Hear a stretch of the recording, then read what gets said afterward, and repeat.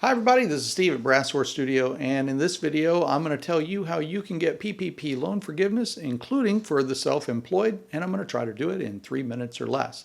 Now, I'm assuming that you already know what the PPP or Paycheck Protection Program is and that you've already applied, but if you need some pointers on that, check out the video that's shown over my head. Now, if this helps, please consider liking and subscribing. It really does help for this video to get out there for YouTube to show it to others.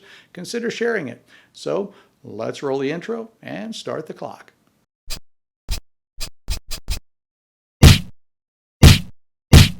All right, let me begin with a disclaimer. The SBA and the Department of the Treasury have a history of changing guidance, so the content of this video could become obsolete with the release of new agency guidance. Your own lender is going to determine your forgiveness, so their own policies apply, and it'd be wise to check their website and contact them with any specific questions you may have. As always, I suggest that you seek the advice of financial professionals. Now, you have 8 weeks from the time that you receive your PPP funds to spend them on qualified expenses. You've got 6 months of deferred payment after you receive them, but your lender has 2 months or 60 days to decide on your forgiveness after you apply.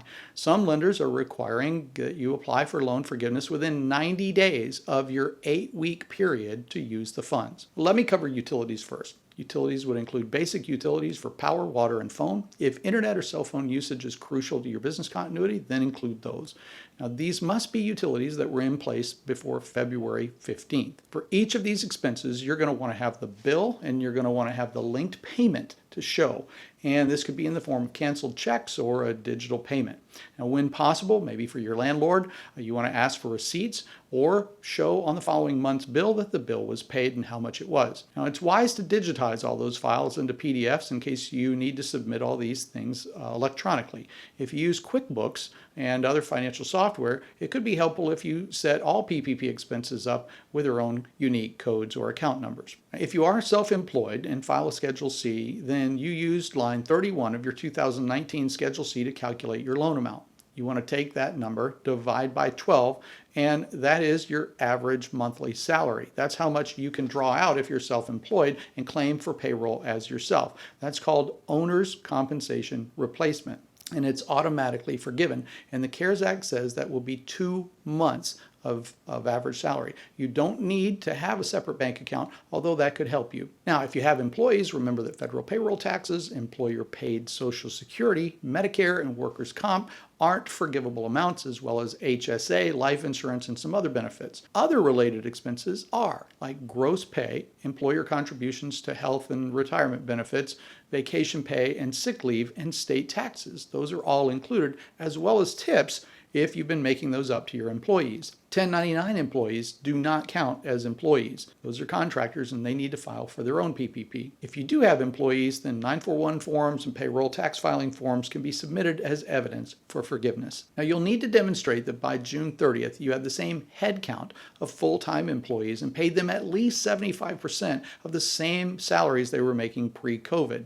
Now, you can rehire employees, but if some of your employees refuse to come back to work, you can hire a different employee at the same wage rate. The metric here that's important are number of full-time employees and their salaries. If you use a payroll service, then they'll provide these reports for you, or your financial professional can help you with this as well if you have one. You can also keep your own spreadsheet demonstrating how you calculated this to get this loan and the consistency of numbers and salaries when you ask for forgiveness. Now, any amount that you can't justify or that the bank says is unforgivable becomes a 2-year loan at 1%. Again, your bank has 60 days to determine your forgiveness. Many banks will likely try to create automated systems that will help them and automated forms for submission. So look for those on their websites. Again, if you found this helpful, please consider liking and subscribing, maybe even sharing this. It really does help to tell YouTube that this was valuable, and it helps them share it, and it helps me make future videos, and it helps me talk faster.